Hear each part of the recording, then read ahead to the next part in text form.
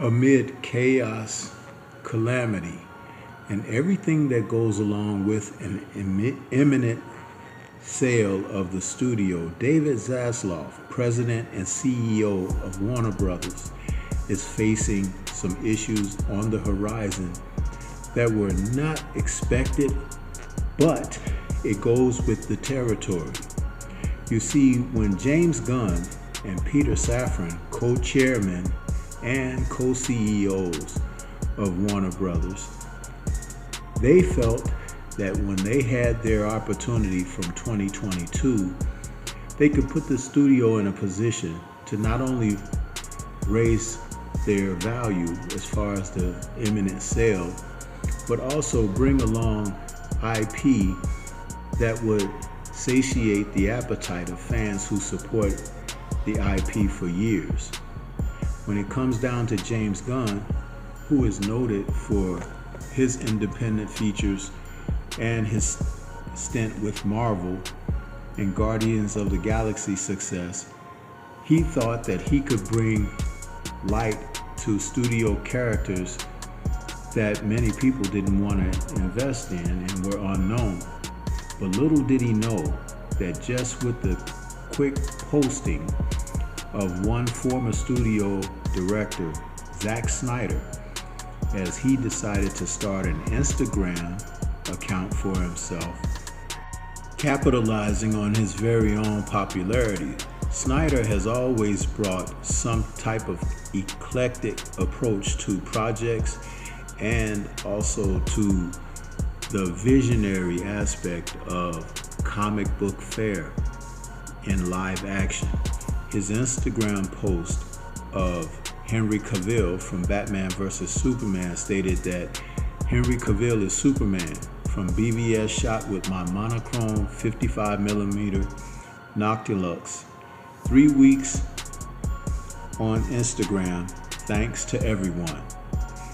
This post, singularity in its own right, had over 300,000 to 400,000 likes. People stirred and started to speak on it.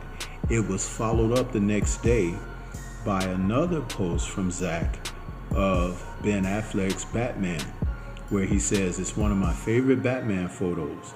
I took it with my Leica monochrome. We built that little set especially for these portraits." Zack Snyder.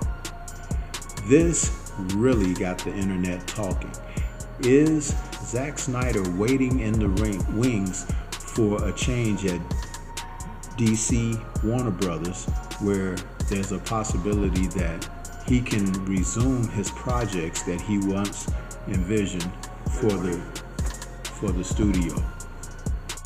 An inside track might be Pam Abney and Mike DeLuca, who are co-chairs and CEOs of Warner Brothers Motion Pictures Group. These two know Zack Snyder very well and had supported his previous projects.